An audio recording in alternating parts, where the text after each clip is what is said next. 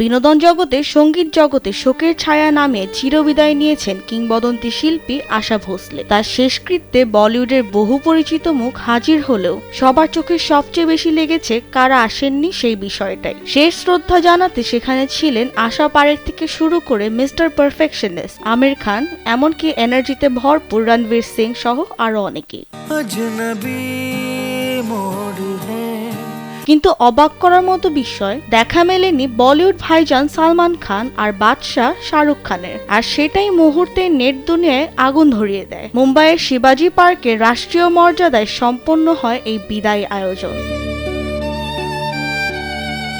পরিবার পরিজন, চলচ্চিত্র জগতের নামী ব্যক্তিত্ব থেকে শুরু করে রাজনৈতিক অঙ্গনের অনেকেই উপস্থিত ছিলেন সেখানে, কিন্তু শাহরুখ ও সালমানের অনুপস্থিতি যেন পুরো পরিবেশে আলাদা করে চোখে পড়েছে। প্রশ্ন উঠতেই থাকে, দুজনেই যখন মুম্বাইয়ে ছিলেন তাহলে আসলেন না কেন? সোশ্যাল মিডিয়ায় শুরু হয় নানা রকম আলোচনা।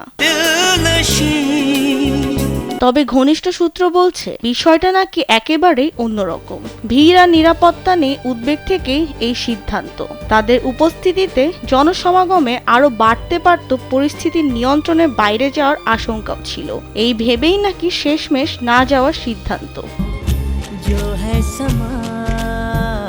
তবে দূরে থাকলেও আবেগে তারা ছিলেন একেবারেই কাছে। সামাজিক মাধ্যমে আলাদাভাবে শ্রদ্ধা জানিয়েছেন দুজনেই। শাহরুখ তার পোস্টে আশা তাইকে ভারতীয় সিনেমার এক অটল স্তম্ভ হিসেবে উল্লেখ করেছেন, আর সালমানও জানিয়েছেন গভীর শোক। বলেছেন এই ক্ষতি কখনোই পূরণ হওয়ার নয়।